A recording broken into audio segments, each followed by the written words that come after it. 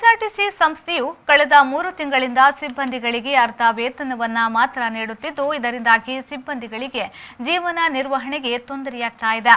ಮುಂದಿನ 15 ದಿನಗಳ ಒಳಗಾಗಿ ಇಲಾಖೆಯ ಸಿಬ್ಬಂದಿಗಳಿಗೆ ಪೂರ್ಣ ವೇತನ ಪಾವತಿ ಮಾಡದಿದ್ದಲ್ಲಿ ಡಿಸೆಂಬರ್ 22ರ ಬಳಿಕ ನಗದು ಸಂಗ್ರಹಕಾರರಾದ ಎಲ್ಲ ಸಿಬ್ಬಂದಿಗಳು ತಮ್ಮ ಕುಟುಂಬ ನಿರ್ವಹಣೆಗಾಗಿ ತಾತ್ಕಾಲಿಕ ಮೊತ್ತವನ್ನು ತಮ್ಮ ಸಂಗ್ರಹದಲ್ಲಿ ಕಡಿತ ಮಾಡಿ ಸಂಬಂಧಪಟ್ಟ ದಾಖಲಾತಿಗಳಲ್ಲಿ ವೇತನ ಕಡಿತಗೊಳಿಸಿದ ಶರ ಬರೆದು ಕೊಡುವ ವೇತನ ಕಡಿತ ಚಳವಳಿಯನ್ನ ಹಮ್ಮಿಕೊಳ್ಳಲಾಗುವುದೆಂದು ಕೆಎಸ್ಆರ್ಟಿಸಿ ಮಜ್ದೂರು ಸಂಘದ ಪುತ್ತೂರು ವಿಭಾಗದ ಪ್ರಧಾನ ವಕ್ತಾರ ಶಾಂತರಾಮ್ ವಿಟ್ಲ ಹೇಳಿದರು.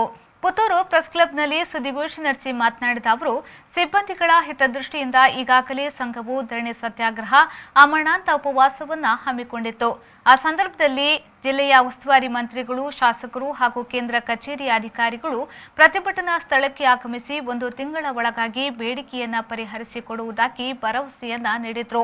ಅದರಂತೆ ನಿವೃತ್ತ ನೌಕರರ ಗ್ರಾಚ್ಯುಟಿಯನ್ನ 2021ರ ತನಕ ಪಾವತಿಯನ್ನ ಮಾಡಿರುತ್ತಾರೆ. ಆದರೆ ನಷ್ಟದಲ್ಲಿ ನಡೆಯುತ್ತಿರುವ ಬಿಎಂಟಿಸಿ ಮತ್ತು ವಾಯುವ್ಯ ಕರ್ನಾಟಕ ಸಾರಿಗೆ ಸಂಸ್ಥೆಯು ಸಿಬ್ಬಂದಿಗಳಿಗೆ ಪೂರ್ಣ ಪ್ರಮಾಣದಲ್ಲಿ ವೇತನ ಬಿಡುಗಡೆ ಮಾಡಿದೆ.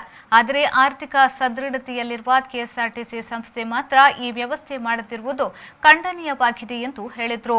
ಕೆಎಸ್ಆರ್ಟಿಸಿಯಲ್ಲಿ ಸಂಬಳ ಬರುವಂತಹ ಪರಿಸ್ಥಿತಿ ಆಗಲಿಲ್ಲ, ದುಡ್ಡಿದೆ, ಅದಕ್ಕೆ ನಾವು ಇನ್ನೂ ಕೂಡ ಒಂದು 15 ದಿನ ಟೈಮ್ ಅಲ್ಲಿ ಕೊಡ್ತೇವೆ. ಯಾಕಂದರೆ 30 ದಿನ ಆಯಿತು, 30 ದಿನ ಆಗಿ 20 ತಾರೀಕು 30 ದಿನ ಆಯಿತು, ಇವತ್ತು ತಾರೀಕು 4 ಇದೆ, 10 ದಿನ ಅಲ್ಲಿ ಹೋಯಿತು.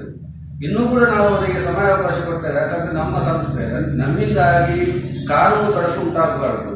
ನಾವು ಇನ್ನು ಮುಂದೆ ಕಾನೂನು ತೊಡಕಾಗುವ ರೀತಿಯಲ್ಲಿ ನಮ್ಮ ಹೋರಾಟವನ್ನು ಕೈಗೊಳ್ತೇವೆ.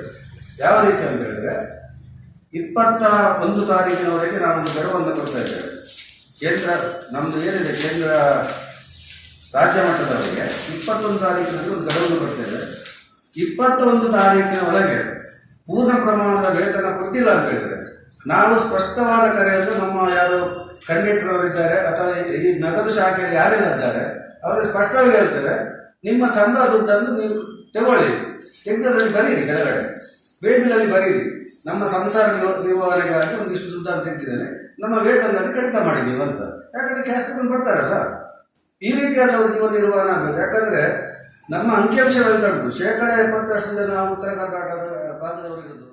ಸುದ್ದಿಗೋಷ್ಠಿಯಲ್ಲಿ ಕೆಎಸ್ಆರ್ಟಿಸಿ ಮಜ್ದೂರು ಸಂಘದ ಅಧ್ಯಕ್ಷ ಗಿರೀಶ್ ಮಳಿ, ಪ್ರಧಾನ ಕಾರ್ಯದರ್ಶಿ ಬಿ ರಾಮಕೃಷ್ಣ, ಪುತ್ತೂರು ಘಟಕದ ಅಧ್ಯಕ್ಷ ವೆಂಕಟರಮಣ ಭಟ್ಕೆ, ಉಪಾಧ್ಯಕ್ಷರಾದ ಸಂಜೀವ ಗೌಡ, ಸತ್ಯಶಂಕರ್ ಭಟ್ ಮೊದಲಾದವರು ಉಪಸ್ಥಿತರಿದ್ದರು.